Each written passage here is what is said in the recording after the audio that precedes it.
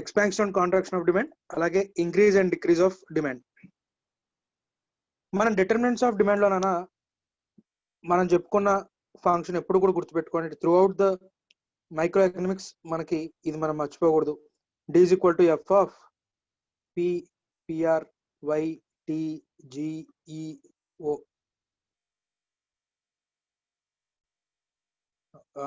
YT G లేదు, G లేదు, P PR YT EO. Right, ఇది గుర్తుపెట్టుకోండి.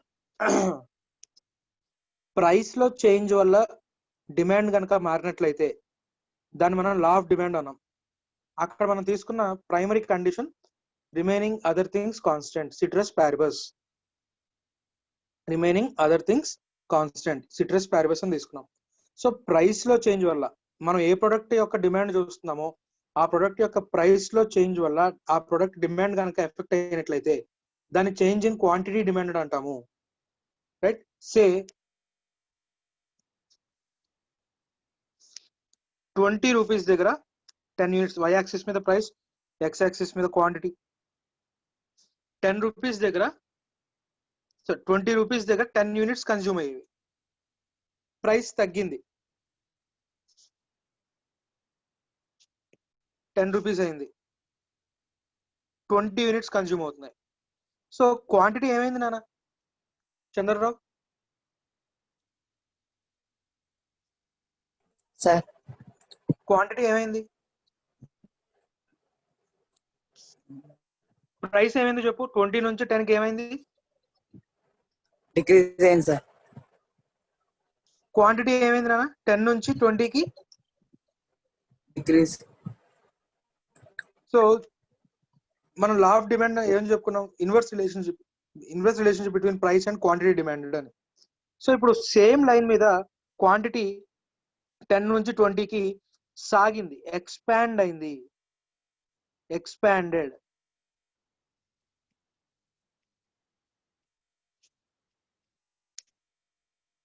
రైట్, దీని వైస్ వర్సా కాంట్రాక్షన్ అంటాం. సో అంటే ఒకే డిమాండ్ కర్వ్ మీద డిమాండ్ మూమెంట్ ఏదైతే ఉందో దాన్ని ఎక్స్పాన్షన్, అంటే ఒకవేళ పెరిగితే ఎక్స్పాన్షన్ అంటాము, తగ్గితే కనుక కాంట్రాక్షన్ అంటాము.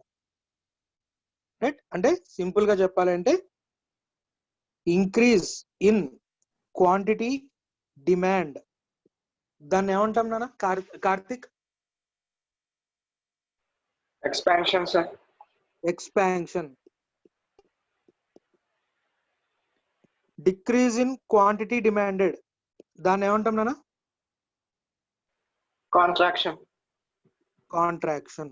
Very good. సో ఇది మూమెంట్ అలాంగ్ ద కర్వ్ అంటాం దీన్ని.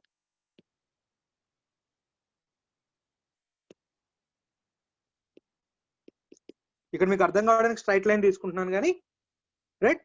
సో దీన్ని మూమెంట్ అలాంగ్ ద కర్వ్ అంటాం. Right, expansion or contraction of demand అనేది ఓన్లీ ప్రైస్ లో చేంజ్ వల్ల మాత్రమే జరుగుతుంది. రైట్, ఓన్లీ ప్రైస్ లో చేంజ్ వల్ల మాత్రమే ఎక్స్పాన్షన్ కాంట్రాక్షన్. మిగతా ఏ డిటర్మినెంట్స్ లో చేంజ్ వల్ల ఏ డిటర్మినెంట్స్ లో చేంజ్ వచ్చినా సరే, రైట్, అది increase or decrease of demand కింద చూస్తాం మనం. రైట్, సే ఈ ఎక్స్పాన్షన్ కాంట్రాక్షన్ అర్థమైంది అంటే నేను నెక్స్ట్ దాంట్లోకి వెళ్తాను. డౌట్స్ ఏమైనా ఇక్కడ వరకు? ఎక్స్పాన్షన్ ఆర్ కాంట్రాక్షన్ వరకు డౌట్స్ ఏమైనా ఉన్నాయన్నా? Okay, done. Next, increase or decrease of demand. Say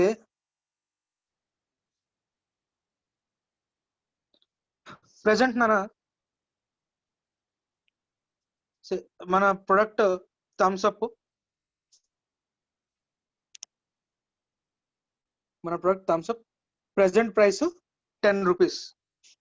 10 rupees దగ్గర ఒక షాప్ లో రోజుకి 100 యూనిట్స్ సేల్ అవుతున్నాయి. 10 రూపీస్ దగ్గర రోజుకి 100 బాటిల్స్ సేల్ అవుతున్నాయి ఒక షాప్ లో. రైట్, కానీ ఒక రోజు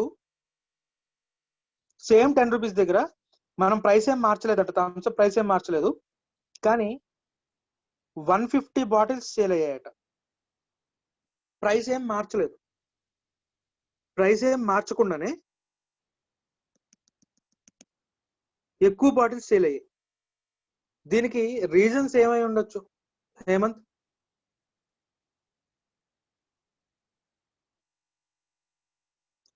సే పెప్సీ. పెప్సీ ప్రైస్ ఏమై ఉండుంటే థమ్స్ అప్ డిమాండ్ 100 నుంచి 150కి వెళ్ళి ఉండొచ్చు. నిన్న డిటర్మినెంట్స్ ఆఫ్ డిమాండ్ వీడియో పంపించాను, చూసుంటే చెప్తావు. సార్ నిన్న నేను చూడలేదు సార్, మా అక్కకి ఆన్లైన్ క్లాస్ ఉంది సార్, అందుకని సార్. అవి యూట్యూబ్ వీడియోనే కదరా బాబు, పొద్దున్న నుంచి సాయంత్రం దాకా ఎప్పుడో ఒకప్పుడు చూడొచ్చు కదా. సర్లే. లక్ష్మీప్రియ చెప్తున్నాను, పెప్సీ ఏమై ఉంటే థమ్స్ అప్ సేల్స్ 100 నుంచి 150కి పెరుగుంటాయి. పెప్సీ ప్రైస్ ఎక్కువ అయితే ఇప్పుడు థమ్స్ అప్ సేల్స్ ఎక్కువ అవుతాయి సార్. సో పెప్సీ ప్రైస్ పెరిగింది కాబట్టి జనాలు పెప్సీ కొనడం మానేసి పెప్సీ తాగే వాళ్ళు కూడా థమ్స్ అప్ తాగడం మొదలు పెట్టారు. అంటే మన ప్రొడక్ట్ ప్రైస్ లో చేంజ్ వల్ల డిమాండ్ ఏమైనా ఎఫెక్ట్ అయిందా, వేరే ప్రొడక్ట్ యొక్క ప్రైస్ వల్ల ఎఫెక్ట్ అయిందా? వేరే ఒక ప్రొడక్ట్ వల్ల సార్. సో ఈ ప్రొడక్ట్ ఏమని చెప్పొచ్చు నాన్న? థమ్స్ అప్ కి పెప్సీ ఏమవుతుంది?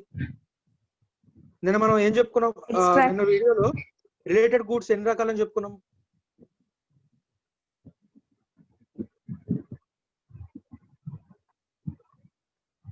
చరిష్మా, ప్రైస్ రిలేటెడ్ గూడ్స్ ఎన్ని రకాలు?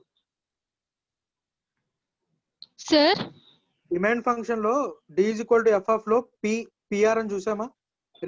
PR అంటే ఏంటి? ప్రైస్ ఆఫ్ రిలేటెడ్ గూడ్స్ అనుకున్నాం. Price related goods normal goods. Video చూడలా? చూసాను సార్. మరి రిలేటెడ్ గూడ్స్ ఎన్ని రకాలు? Tejaswi 2 types sir. ఏంటన్నా అవి? Substitute goods, complementary goods. So ఇప్పుడు థమ్స్ అప్ కి పెప్సీ ఏంటి? Substitute sir. సబ్స్టిట్యూట్. సో అంటే ప్రైస్ ఆఫ్ సబ్స్టిట్యూట్ పెరిగితే మన ప్రొడక్ట్ యొక్క డిమాండ్ ఏమవుతుందన్నా? పెరుగుతుంది sir.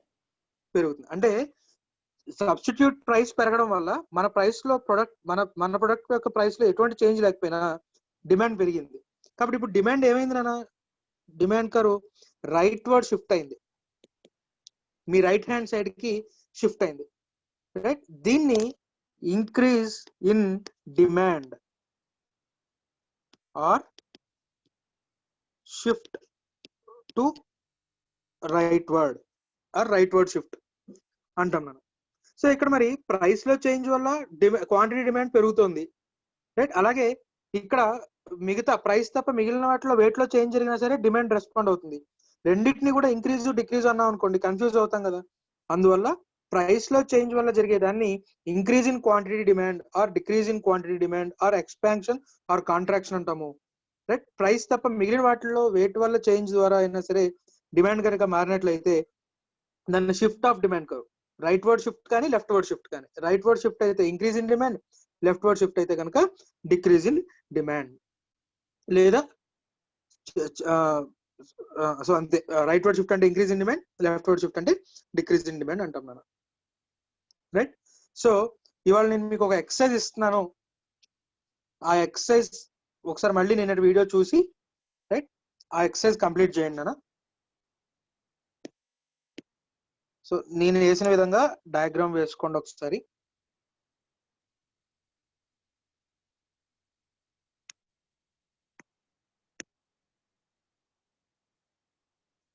So demand 1, D1, D2, D2. ఇది డయాగ్రామ్ A, ఇది diagram B.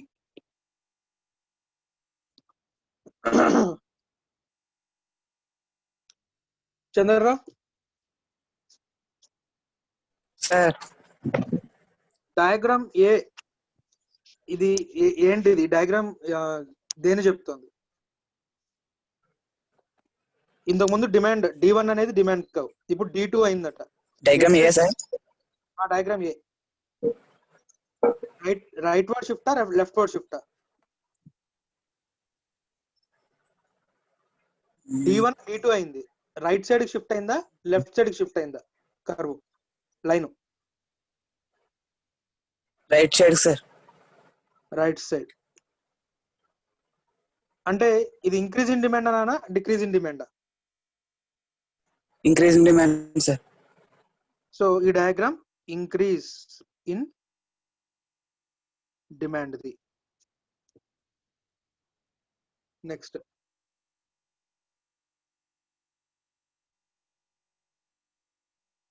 Hemant, sir B diagram ఏంటన్నా? D1 D2 అయింది, రైట్ వర్డ్ షిఫ్టా లెఫ్ట్ వర్డ్ షిఫ్టా? లెఫ్ట్ D1 ఎట్ సైడ్ షిఫ్ట్ అయింది, ఎట్ సైడ్ అన్న లెఫ్ట్ వర్డ్ అంటే అదేంటిది? డిక్రీజ్ అయిందా డిమాండ్ ఇంక్రీజ్ అయిందా? Decrease sir. So decrease in demand. So అర్థం కాని వాళ్ళకి నెంబర్స్ వేసి చూపిస్తున్నాను చూడండి ఒకసారి.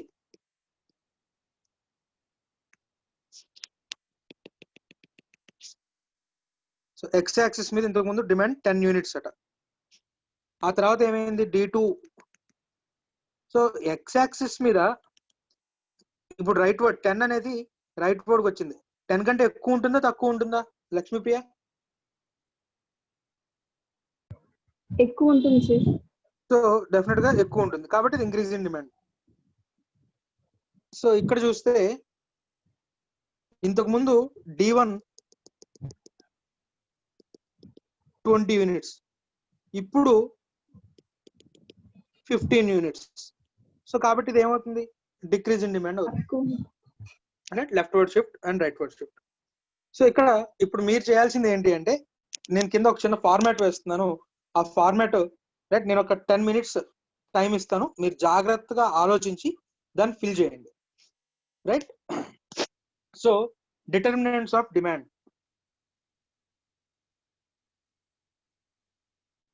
సో మనకి డిటర్మినెంట్స్ ఆఫ్ డిమాండ్ ఏమేమని చెప్పుకున్నాం నాన్న? ప్రైస్,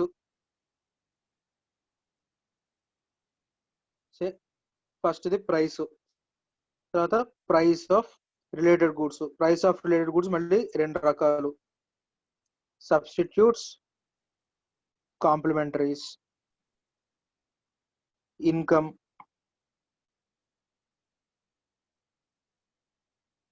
ఇన్కమ్ లో మళ్ళీ normal goods, inferior goods right, PRY, tastes and preferences, future expectation of prices, others పక్కన పెట్టండి. ఇక్కడ ప్రాబిలిటీస్ చెప్తున్నాను అన్న. Price of the good either increase అవ్వాలి లేదా డిక్రీజ్, ఈ 2 కేసెస్. అలాగే ప్రైస్ ఆఫ్ ద సబ్స్టిట్యూట్ కానీ ప్రైస్ ఆఫ్ ద కాంప్లిమెంటరీ కానీ, అంటే price of the related good increase అయినా అయి ఉండాలి డిక్రీజ్ అయినా అయి ఉండాలి. ఇన్కమ్ పెరగడం అయినా అయి ఉండాలి తగ్గడం అయినా అయి ఉండాలి. Taste and preferences favourable or unfavourable. Future expectation of prices, future లో ప్రైసెస్ పెరుగుతాయని అనుకోనైనా ఉండాలి, ఫ్యూచర్ లో ప్రైసెస్ తగ్గుతాయి అనైనా అయి ఉండాలి. లెట్స్ సే నేను ఒక్కటి ఫిల్ చేస్తాను మీకోసం, మిగిలినవన్నీ ఆ విధంగా మీరు ఫిల్ చేయాలన్న.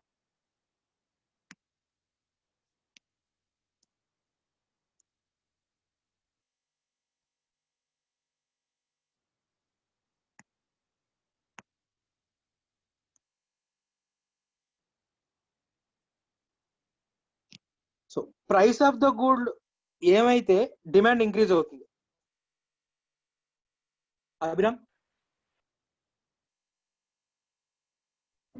Sir, price of the good ఏం జరిగితే డిమాండ్ ఇంక్రీజ్ అవుతుంది? ప్రైస్ డిక్రీజ్ అవుతాయి సార్. నేను ఏమని చెప్తున్నాను? ఇంక్రీజ్ ఇన్ డిమాండ్ అంటున్నానా ఇంక్రీజ్ ఇన్ క్వాంటిటీ డిమాండ్ అంటున్నానా? ఇంక్రీజింగ్ డిమాండ్ అన్న. డిమాండ్ రైట్ వర్డ్ షిఫ్ట్ అవ్వాలి. ప్రైస్ వల్ల డిమాండ్, ప్రైస్ లో చేంజ్ వల్ల డిమాండ్, అంటే ప్రైస్ తగ్గితే డిమాండ్ రైట్ వర్డ్ షిఫ్ట్ అవుతుందా ఎక్స్పాన్షన్ అవుతుందా?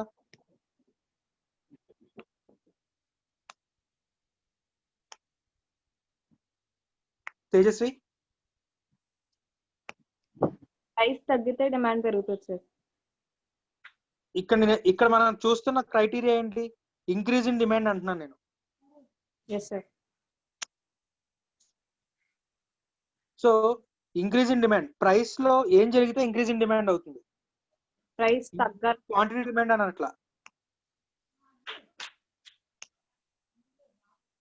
Right word shift of the demand జరగాలి. ప్రైస్ లో చేంజ్ వల్ల రైట్ వర్డ్ షిఫ్ట్ కానీ లెఫ్ట్ వర్డ్ షిఫ్ట్ కానీ జరుగుతుందా? ఎక్స్పాన్షన్ ఆర్ కాంట్రాక్షన్ అవుతుందా? ఎక్స్పాన్షన్ ఆర్ కాంట్రాక్షన్ అవుతుంది సార్. మరి ఇక్కడ పైన ఇక్కడ డయాగ్రామ్ ఏంటిది? ఎక్స్పాన్షనా షిఫ్ట్ సార్. ఏంటన్నది? Shift sir, increase of Shift. Demand. అంటే ప్రైస్ లో చేంజ్ వల్ల డిమాండ్ రైట్ వర్డ్ షిఫ్ట్ అవుతుందా? No sir. అంటే ప్రైస్ లో చేంజ్ నాట్ అప్లికబుల్. ఇక్కడ డిక్రీజ్ ఇన్ డిమాండ్ లో నాట్ అప్లికబుల్. ప్రైస్ లో చేంజ్ వల్ల ప్రైస్ ఆఫ్ ద గుడ్, అంటే మనం థమ్స్అప్ గురించి చెప్పుకుంటున్నాం అనుకోండి, థమ్స్అప్ యొక్క ప్రైస్ లో చేంజ్ వల్ల డిమాండ్ ఇంక్రీజ్ కానీ డిక్రీజ్ కానీ, లేదా ఇంక్రీజ్ ఇన్ డిమాండ్ కానీ డిక్రీజ్ ఇన్ డిమాండ్ కానీ జరగదు. ఇంక్రీజ్ ఇన్ డిమాండ్ వల్ల ఇంక్రీజ్ ఇన్ ప్రైస్ వల్ల జరిగేది ఏంటి? ఇంక్రీజ్ ఇన్ డిమాండా? ఏమంటాం మన తేజస్వి దాన్ని? ప్రైస్ తగ్గితే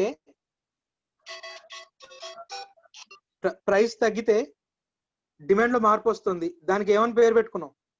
expansion or contraction of demand sir. Price తగ్గితే దాన్ని ఏమంటాం? ప్రైస్ తగ్గితే డిమాండ్ లో చేంజ్ వస్తే contraction of demand sir. Price తగ్గితే expansion sir. Expansion or increase in quantity demand. Quantity demand, right? అది గుర్తుపెట్టుకోండి. సరే, సో నేను ఇది ఫిల్ చేస్తాను, టేస్ట్ కి సంబంధించిన ఫిల్ చేస్తానా? మిగిలింది ఆ విధంగా మీరు ఫిల్ చేయడానికి ట్రై చేయండి. టేస్ట్స్ లో మనకి రెండు ప్రాబబిలిటీస్, ఫేవరబుల్, అన్ఫేవరబుల్. కస్టమర్స్ యొక్క ప్రిఫరెన్స్ గూడ్ కి ఫేవరబుల్ గా ఉంటే ఏంటి, గూడ్ కి అన్ఫేవరబుల్ గా ఉంటే ఏంటి? కస్టమర్ యొక్క ప్రిఫరెన్స్ గూడ్ కి ఫేవరబుల్ గా ఉందనుకోండి, డిమాండ్ ఏమవుతుంది? ఇంక్రీజ్ అవుతుంది. సో టేస్ట్ దగ్గర ఫేవరబుల్, టేస్ట్ దగ్గర నువ్వు ఫేవరబుల్ అని రాసావంటే favourable, taste and preferences favourable గా ఉంటే కనుక డిమాండ్ ఇంక్రీజ్ అవుతుంది. టేస్ట్ అండ్ ప్రిఫరెన్స్ లో గూడ్ అన్ఫేవరబుల్ ఉందనుకోండి, డిమాండ్ డిక్రీజ్ అవుతుంది, రైట్? సో ఈ విధంగా మీరు ఆలోచించి, రైట్, మిగిలిన ప్రైస్ ఆఫ్ సబ్స్టిట్యూట్ ఏమైతే డిమాండ్ ఇంక్రీజ్ అవుతుంది, ప్రైస్ ఆఫ్ సబ్స్టిట్యూట్ ఏమైతే డిమాండ్ ఇంక్రీజ్ అవుతుంది, ప్రైస్ ఆఫ్ కాంప్లిమెంటరీ ఏమైతే డిమాండ్ ఇంక్రీజ్ అవుతుంది, లేదా ప్రైస్ ఆఫ్ సబ్స్టిట్యూట్ ఏమైతే డిమాండ్ తగ్గుతుంది, లేదా ప్రైస్ ఆఫ్ కాంప్లిమెంటరీ ఏమైతే డిమాండ్ తగ్గుతుంది, రైట్? అలాగే ఇన్కమ్ పెరిగితే నార్మల్ గూడ్ కి డిమాండ్ ఇంక్రీజ్ అవుతుందా, డిక్రీజ్ అవుతుందా? సో ఆ విధంగా ఆలోచిస్తూ ఈ టేబుల్ ని ఫిల్ చేయండి అన్న, రైట్? ఈ టేబుల్ ని ఫిల్ చేయండి. ఇవాళకి మీరు మళ్ళీ ఏం చేస్తారంటే, నిన్న మీకు పంపించిన వీడియో లింక్స్ మళ్ళీ చూడండి, జాగ్రత్తగా చూడండి. ఆ తర్వాత మళ్ళీ మీ నోట్స్ ఒకసారి మళ్ళీ చదువుకోండి. మీ గైడ్ ఏదైతే ఉందో ఒకసారి గైడ్ లేకపోతే టెక్స్ట్ బుక్ ఒకసారి మళ్ళీ చదవండి. చదివిన తర్వాత మళ్ళీ ఇప్పుడు నేను ఈ టేబుల్ ఏదైతే చెప్పానో ఈ టేబుల్ జాగ్రత్తగా ఫిల్ చేయండి. నెక్స్ట్ క్లాస్ లో ఈ టేబుల్ ఆన్సర్ చెప్తాను, రైట్? మీరు ఏమైనా తప్పులు చేసి ఉంటే నన్ను మిమ్మల్ని వాట్సాప్ గ్రూప్ లో యాడ్ చేశారా?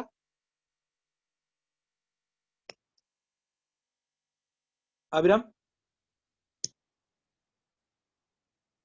సార్ వాట్సాప్ గ్రూప్స్ లో యాడ్ చేశారా?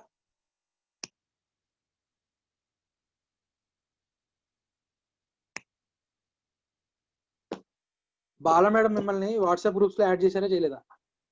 చేసేది సార్. చేస్తే ఓకే. ఆ గ్రూప్స్ లో ఇంకో నెంబర్ యాడ్ లేదు. ఒకసారి మీకు ఇంకో నెంబర్ చెప్తాను చూడండి.